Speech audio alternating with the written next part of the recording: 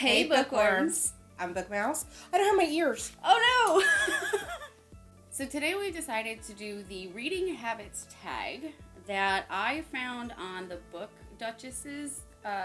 It's actually a blog rather than a vlog, but I found it at thebookduchess.com, and apparently the original is from No Stuck in a Book. And BookMouse has not heard any of the questions yet and doesn't know what's coming. Nope, so I have to think of this on the fly. So today we're doing hers, and next time we're going to do mine.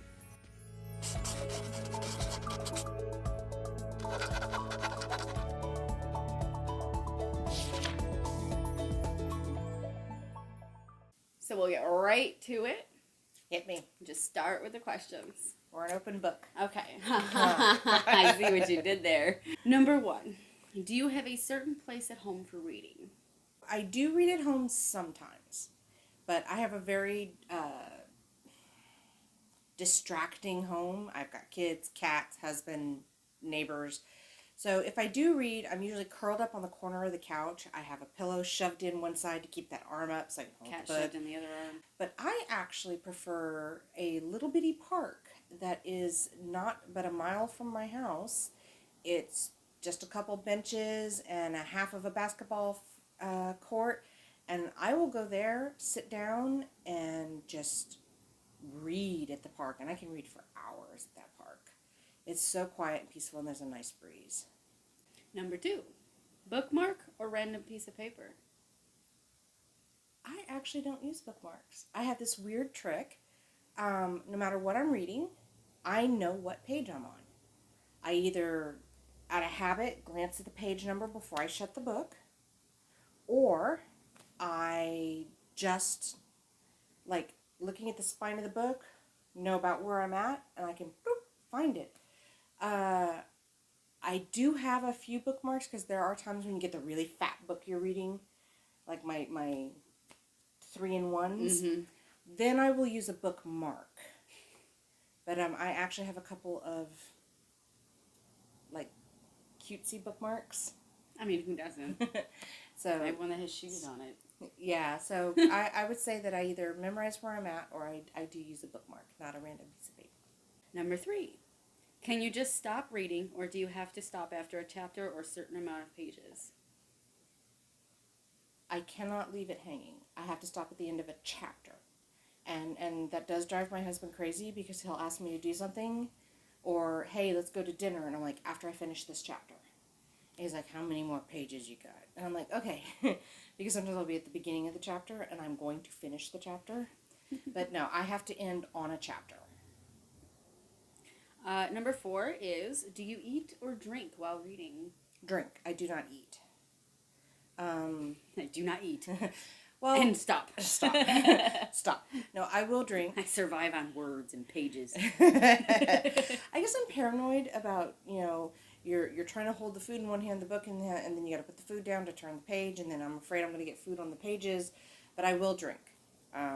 Got to stay hydrated, especially at the park, man. Mm-hmm. Especially in South Texas. Yeah. Number 5 is multitasking. Music or TV while reading? No. Actually, my partner, my husband or kids might be watching TV, and I'll be curled up on the other end of the couch reading my book, but I can tune them out. I can easily tune them out. But you wouldn't put them on. But I wouldn't put the TV on for me, and I wouldn't put the music on for me. I'm wholly enveloped in the book. Number 6 is one book at a time or several at once? So if you read our description, I'm the lady with the book in the car, book in the bathroom, book in the purse, book at work. I often have 2 to 3 books at a time going. Man, And I feel overwhelmed at 4. Well, you've kind of already answered number 7, but for the sake of the video, number 7 is reading at home or everywhere? I actually will read anywhere. I find that, you're sitting at the doctor's office. I have yet to be to a doctor's office. My appointment's at 3. I get seen at 3:45. I bring a small book. I used to ride the bus a lot. Read on the bus. Road trips, I read anywhere that I can get away with it. I read on my lunch break at work. Shut my door so that nobody will bother me. But I'm an anywhere person. Number 8 is reading out loud or silently in your head. Silently in my head. I definitely read to myself. I don't do the lip moving. I'm wholly in my head. Once in a blue moon, hey babe, listen to this, and I'll read him a paragraph because I just gotta share. But for the most part, I'm a silent reader. Although I do giggle out loud. Yeah. 9. Do you read ahead or even skip pages? Yes and no. If it's a brand new book that I've never read before, I do not skip pages. I will read the foreword, I will read the postword, I will read everything. Author's notes. So, brand new book that I've never read, I will read beginning to end, no skipping, no flipping around. If it's a book that I have read half a dozen times, and I know there's a really slow section, and I already know the section pretty well, I might and go back to the action. But for the most part, I don't skip around. I really don't. Number 10, breaking the spine or keeping it like new? All right. One of my pet peeves, and it's probably a reason I really don't loan my books out anymore unless I really truly trust the person. I love my books. I want them to last. Some of my books are collectibles. They have author signatures in them. They were very special gifts. And I've gotten my books back dog-eared, spine-cracked, and that infuriates me. So, no, we do not crack our spines. I take very good care of my books. I want them to last. I want to be able to share them with my kids. So, no, I do not break my spines. Number 11 is kind of probably already answered in that one. Do you write in your books? I do not. However, and this is so overkill, when I was in college, I had some books I had to read, and I bought 2 copies. I bought a new one for me, if it was a really good book, and then I bought a used copy, and for my annotations and my college classes, I would annotate in the used copy.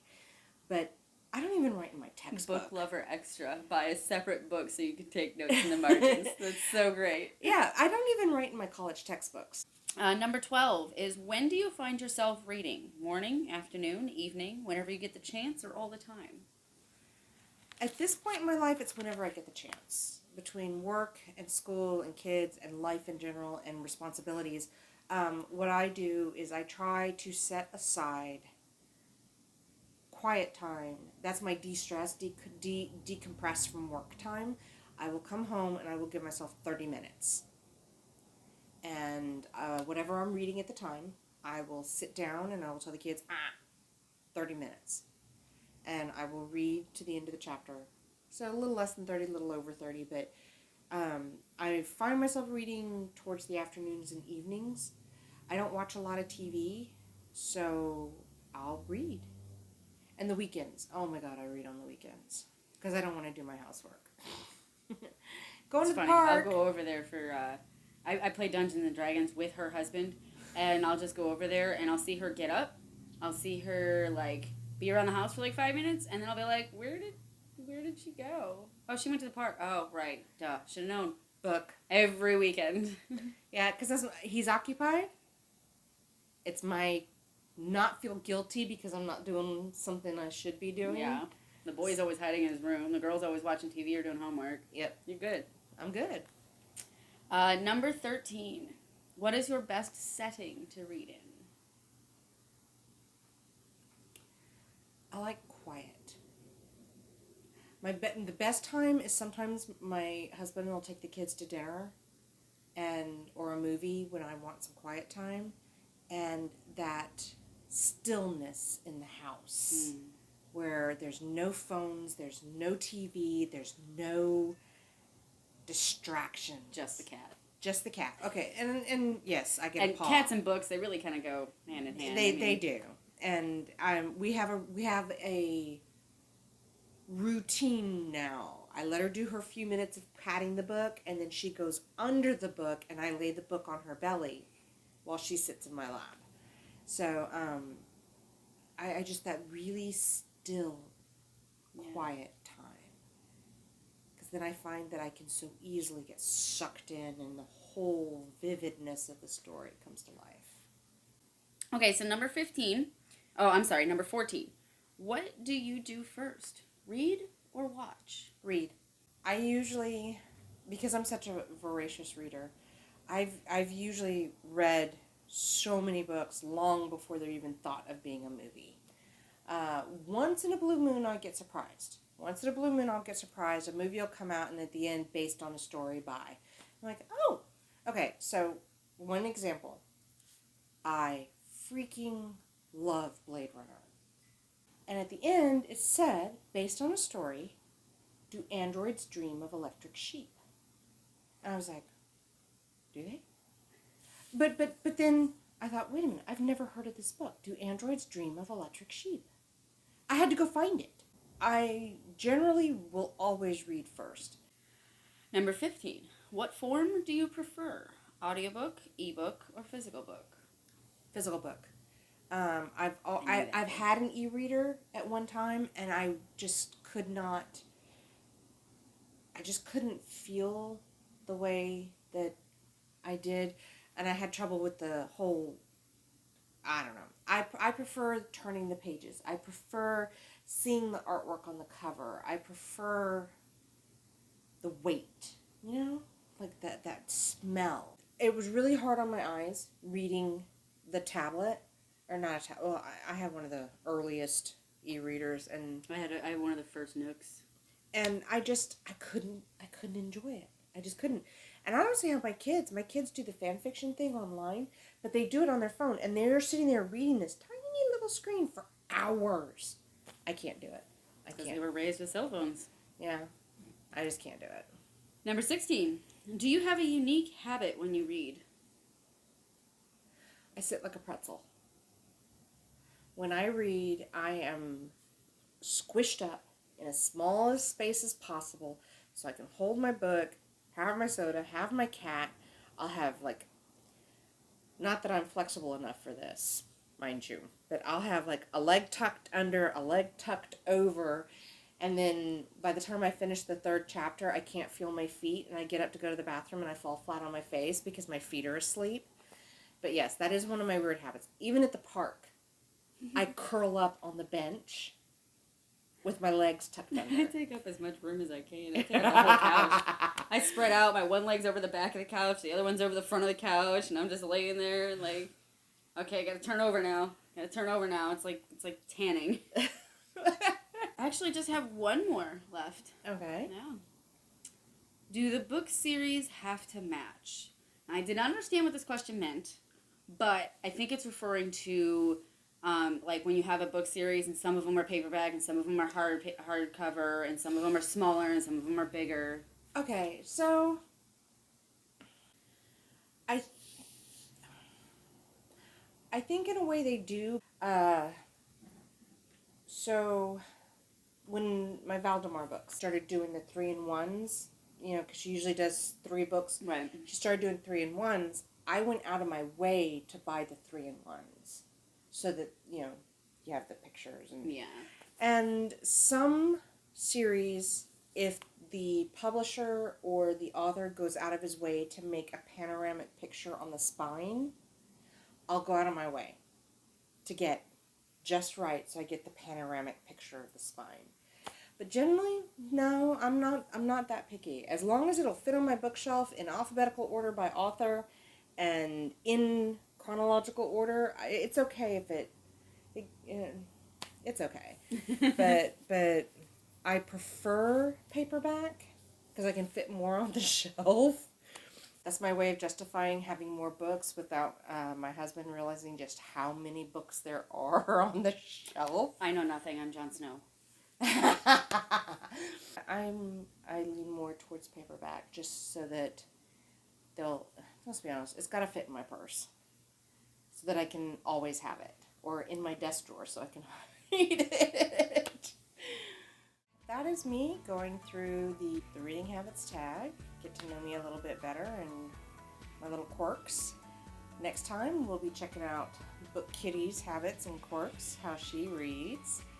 And this has been interesting, having to think about what I actually do. Yeah.